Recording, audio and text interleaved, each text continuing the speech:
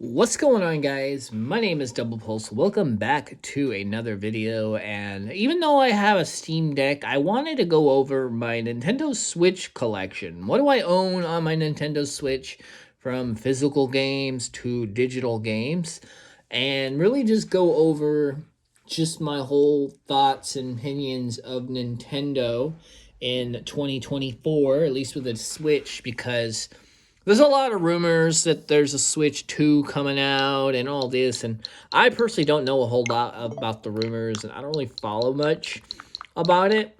But one of the things I wanted to go over as to why I still have my Nintendo Switch is because I've had a Nintendo Switch since 2017. Obviously, the OLED is just one of them, but I have a OG model, and I know someone in my family has the Switch Lite. But to kind of give you an idea, first off, the Switch, this model is the Pokemon Scarlet Switch. Now, I bought this secondhand market, practically brand new, and I bought it pretty cheap, but I still use the regular dock. I just love the design of this particular Switch. The colors stand out and it pops. Even though the game didn't really do that well, I still think the Switch is really, really cool. So, as you see, I am over the time I've had my Nintendo Switch, I've had a lot of games that I bought, right? Because, mind you, the reason I don't get rid of this is because I'm not the kind of guy that wants to go out and rebuy games that I already own on my Steam Deck.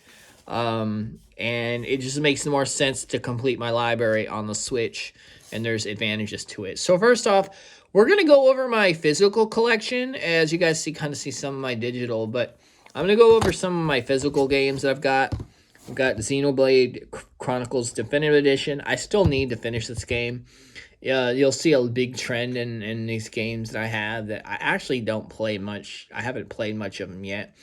But I do love this game in just the fact that I'm not much of a turn-based RPG player, but the way that the combat was designed almost kind of gives me like a MMO style, an MMO feel. So I really did like this one, and I do want to come back to it and return to playing this game at some point. Obviously, I have Legend of Zelda, Tears of the Kingdom, physical release, Nintendo's $70 title. This one is a game that I really am like, I don't know what Nintendo was thinking when they made this whole thing, or the director and the developer for the Legend of Zelda, when they came up with all these neat ideas. But I really do love this one a lot more than Breath of the Wild, with just thinking of how much more they've expanded on it. Like, I played Breath of the Wild to its completion, at least the main story. When it came to the DLC, I really didn't get too heavy into it, mainly just because I actually was replaying that game and trying to get through it before this one came out. And I think I'm, 20, 30 hours into it, and I have not finished the story at all. Diablo 3, this one is not really one that I bought. Someone else bought it. I just have it in my collection, and I don't even think it's... Okay, it is opened. I was about to say, I don't think it's opened yet. So, we have that. Diablo 3. Not much of a Diablo person. Super Mario 3D All-Stars. The game that Nintendo thought it was a good idea to discontinue and basically move, and I don't know why Nintendo thought of making this a limited release was a good idea. I mean, it's not like you can't find this game elsewhere online or on Amazon. It's just they wanted to make it feel special, I guess. So you have Super Mario 64, the Sunshine, Super Mario Sunshine, and Mario Galaxy. Obviously, I went through a lot of these games as I was younger. Mario 64, childhood game. Same with Sunshine. Galaxy was for the Wii. I never really bothered with Galaxy much, but I do want to go back and play Galaxy. This is just holding this game as more of like a nostalgia. Like, oh, yep, I will definitely be playing this for sure. Super Mario Maker 2. Super Mario Maker 2 is pretty cool. I definitely feel like Nintendo really should make more games like this. I would love to see them do something like this with The Legend of Zelda, but I highly doubt it. Having like somebody build like, I don't know, Zelda maps and create like a Zelda dungeons and all that, but you know, it's basically a game building like where you build your own Mario levels, and they really improved on it from the first, and you can make your own worlds. Technically you're making your own Mario game. The only downside about this is like when it comes to the multiplayer, this game is laggy. Like I can never seem to play the online multiplayer and not have issues. So it's kind of a shame that Nintendo's network infrastructure can't handle a Mario game. Animal Crossing New Horizons. This one I put many hours into during the whole pandemic, and I absolutely loved it. Being the first Animal Crossing game I've actually played. One of the thing is I never really got into Animal Crossing, and when everybody started talking about this and playing it, I was like, okay, I need to see what all the hype is. And when I got into it, I found myself pretty addicted to it. Like, I like how these games are kind of like a mix between like life simulations, but also having a little bit of freedom with creating, an island. And there was a lot of inspiration when it comes to making your island look like a particular landmark or anything. This is another game I feel like is very creative in that aspect. And the great part is it's also, you can play it online with people and even, play it locally. I would say playing online and visiting other people's worlds is always fun. And the crafting mechanic was okay. It was definitely not something I would personally be too invested in, but it's a casual game, so I'm not like, it's something that you'll casually have fun and not take too seriously. I have Super Mario Rabbids Kingdom Battle, the one that Ubisoft basically developed and used Mario, and this is another turn-based game which I played, and I think I got to like World 4, which is cool, but it was what it was, and it wasn't like a typical Mario game that I'm heavily invested into, but I do have the sequel to this as well, which we'll get to pretty soon. But yeah, this is one of those ones. Monster Hunter Rise is absolutely cool. Monster Hunter Rise is what actually got me back into the Monster Hunter series, because I played older Monster Hunters when the PlayStation 2 was a thing, and I dabbled in it, but I never was really a hardcore Monster Hunter player until Rise came out, and there was something about Rise that captivated me more than Monster Hunter World or even some of the other ones, and I really do think that Monster Hunter Rise actually stands up versus some of the ones as my favorites for sure. Legend of Zelda Skyward Sword HD. Probably one of my least favorite Zelda games, just because I never really had a Wii or never really played it. I really haven't even touched this one recently, but I bought it, so it added to the collection. Mario Rabbids Sparks of Hope. Didn't touch it yet because I haven't finished the first one. So, but I am curious to see what they've done differently with this, and it is definitely intriguing. Super Mario 3D World plus Bowser's Fury. I actually did not think I was going to pick up this one and like it, but I really do like Bowser's Fury, and it almost gave me that sort of feeling between like what we got in Odyssey, but a more open world, sandboxy Mario title. And then 3D World is obviously 3D World, and I think that if you buy this game, you're probably going to care more about Bowser's Fury than the 3D World aspect, since it's technically two games in one. I think Nintendo basically kind of wanted to find a way that they could charge a full price for it. I believe they charged full price for it.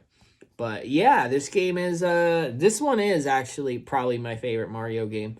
Bowser's Fury really is pretty cool. And I love the whole like Cat Mario aesthetic, and literally the boss battles in Bowser Fury is like, what's the best way I can put it? Kind of gives me like the Sonic Adventure vibes. It's just everybody just gets huge and enormous, and just like the exaggeration of it is just on a whole nother level. I have Dying Light Platinum Edition. Dying Light is one of those titles that I'm surprised made it to the Switch.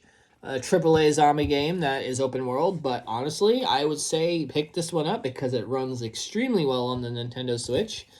And you're not getting 60 FPS, but this game is got all the DLC. And see, here's the thing. I used to have Witcher. I don't have Witcher anymore, but I do love games that do this. I love when the games have the most updated version with all the DLC, like Witcher, Dying Light, and they include all the DLC just ready to play. Meaning you're getting like 60 plus hours of gameplay with games like these.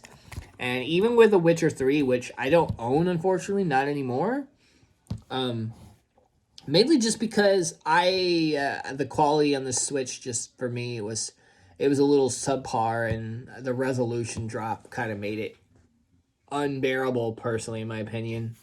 But that's just me.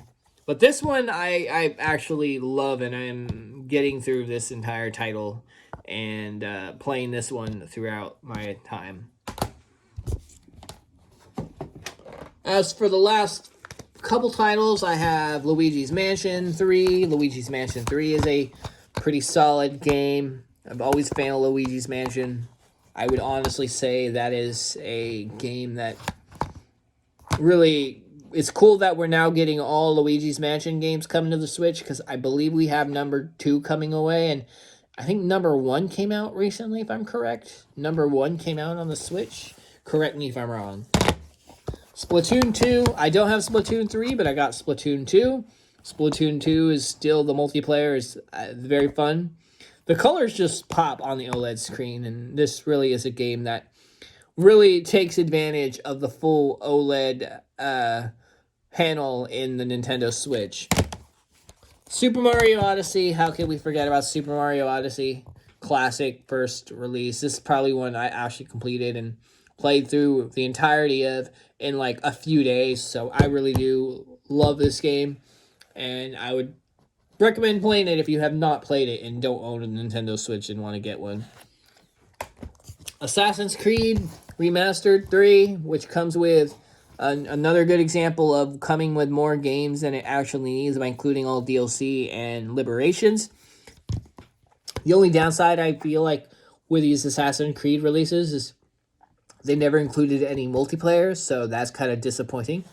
But when it comes to physical titles, I have a couple more. They're not located around me right now, but I have Dead by Daylight. I have Legend of Zelda Breath of the Wild. I have Minecraft, and I think a couple others. But for the most part, most of my games on the Nintendo Switch, believe it or not, are actually digital games. And this is the other reason why I don't get rid of my Nintendo Switch.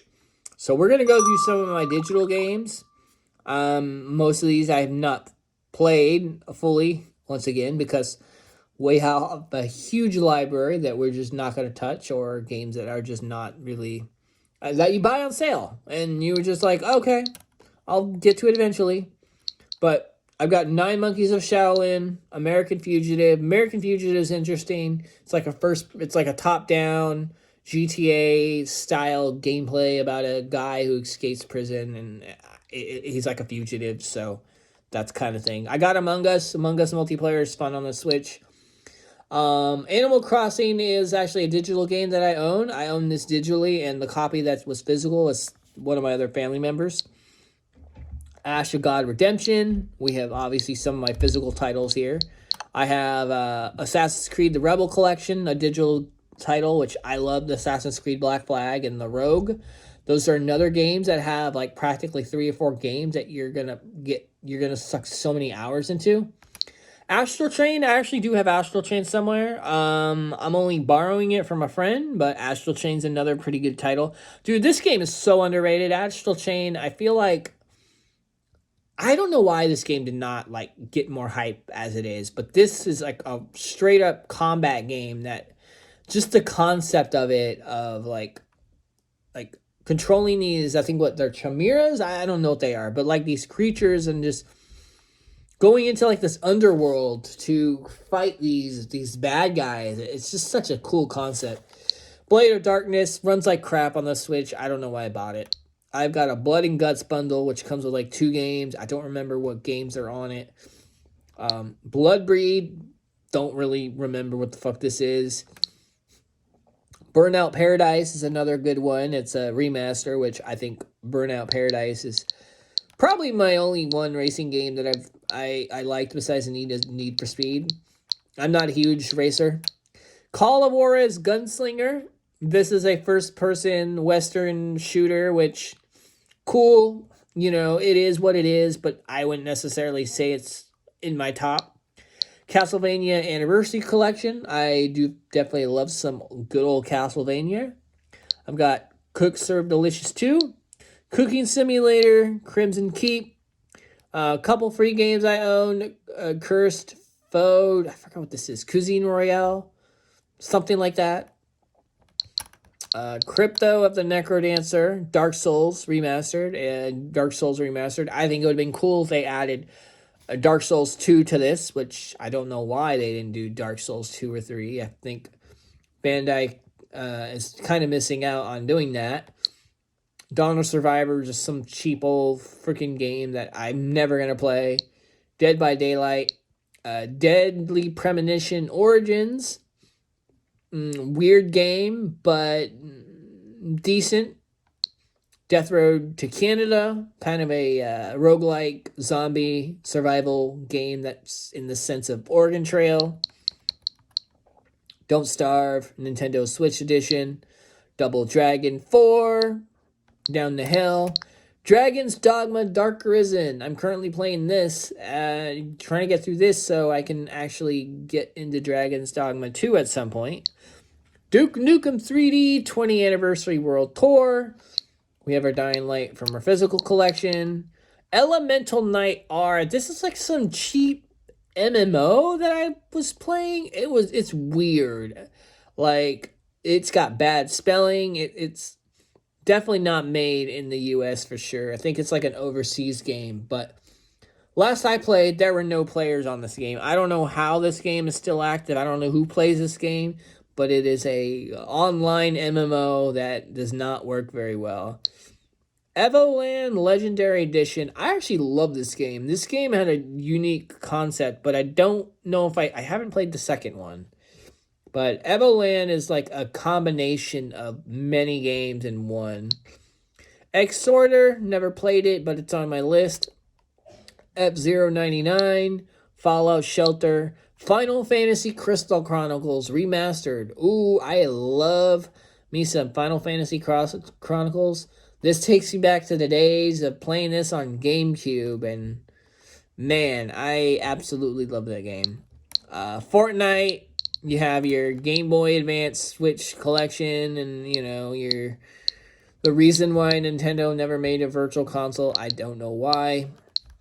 Game Builder Garage, I actually do play this from time to time, but the problem is I just don't think it was widely supported by Nintendo. This actually could have been a really cool game, and they could have done so much more with it. Like, it was mainly just a prototype that they grabbed from their Labo thing, I think, and then they made it like a game developer tool for like kids and shit like that. But I think it's pretty cool. I played it. I love playing different levels on there. You got the Grand Theft Auto trilogy, Grand Theft Auto 3, San Andreas, and Vice City.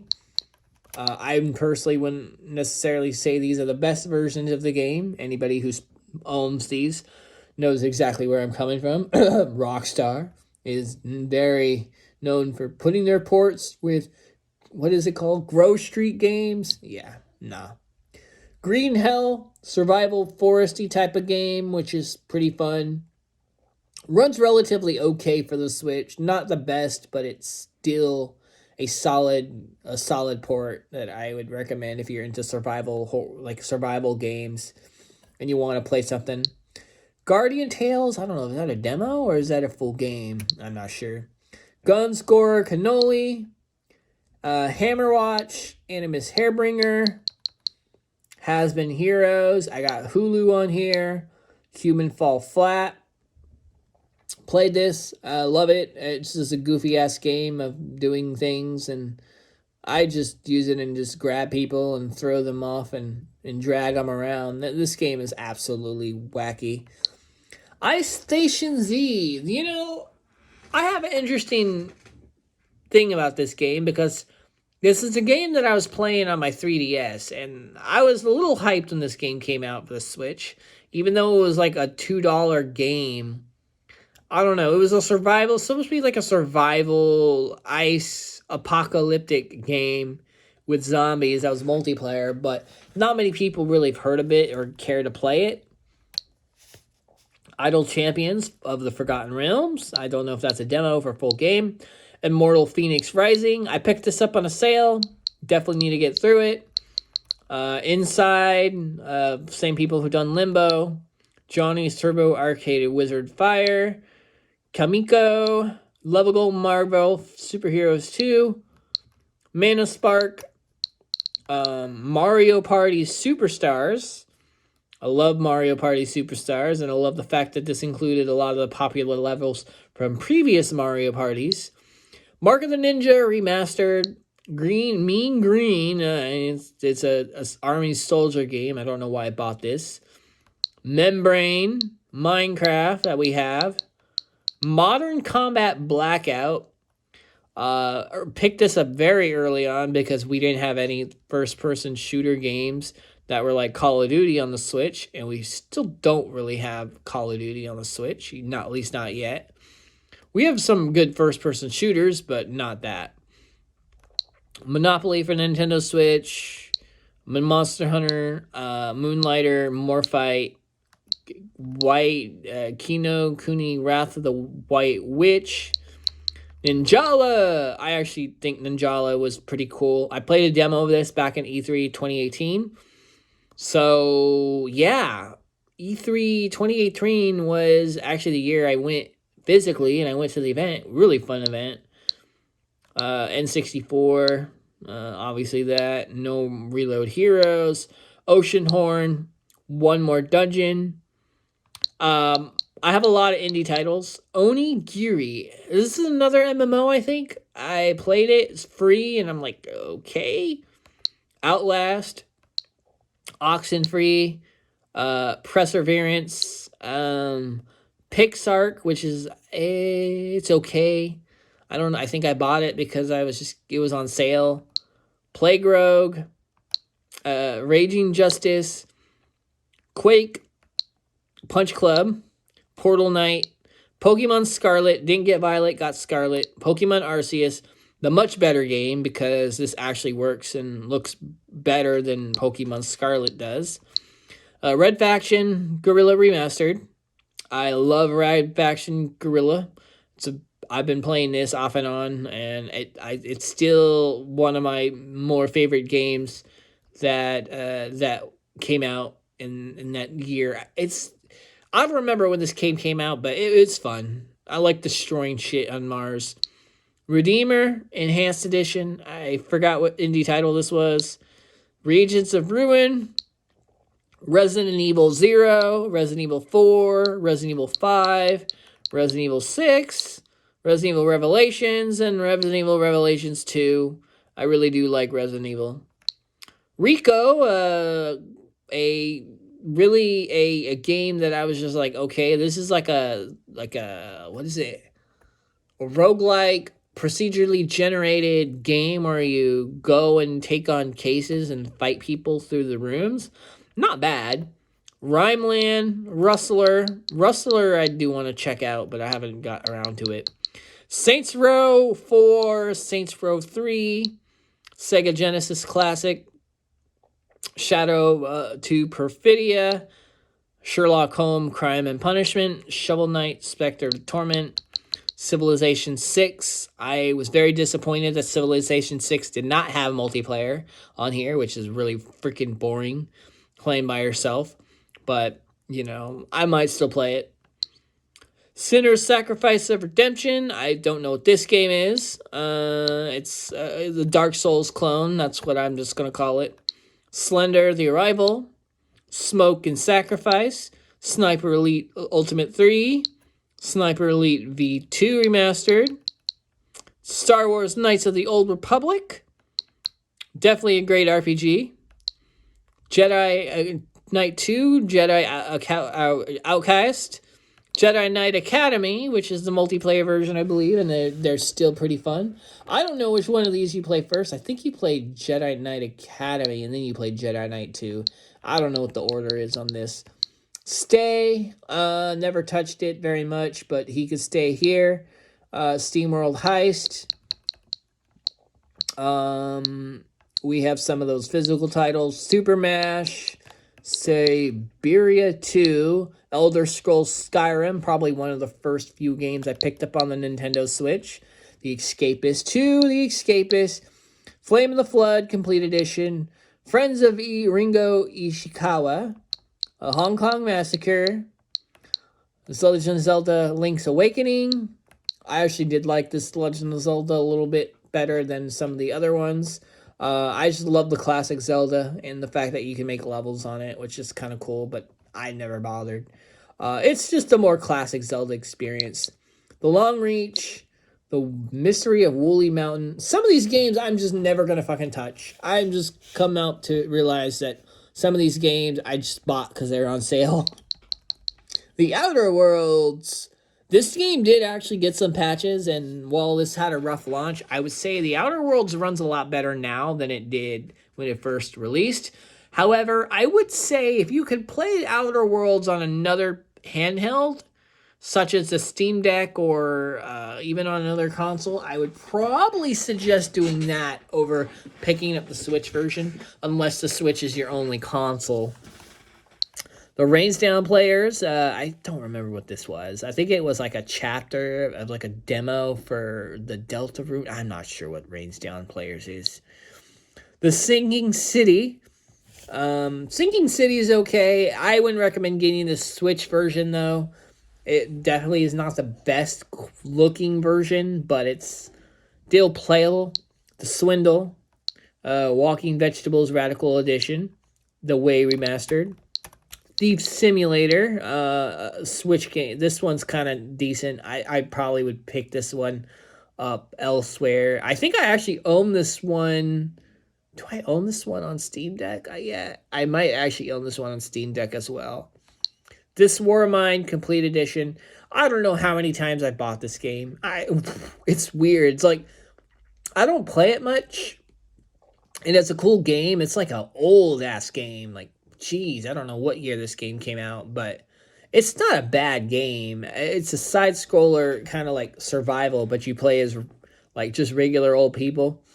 And you're not, you know, like it's not an action game at all, but it is resource management. Torchlight 3, an epic, Uno, Windbound, World War Z, Worms Rumble, Wolver Blade, YouTuber's Life, OMG. I don't know why I got this. I want to act like I run a YouTube channel. Yeah, in person. And then Zombie Trilogy. There are, I think, a couple others that I just don't have downloaded. I don't remember if I own Wolfenstein 2 on digital or not, but I have Wolfenstein 2 as well.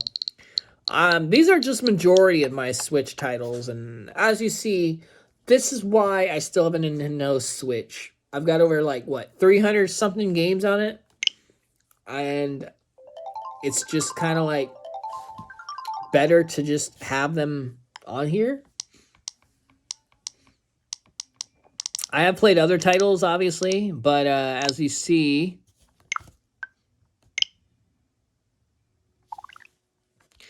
anyway, this is pretty much all of my games that I have on the Nintendo Switch, both physical and digital. This was definitely a long video.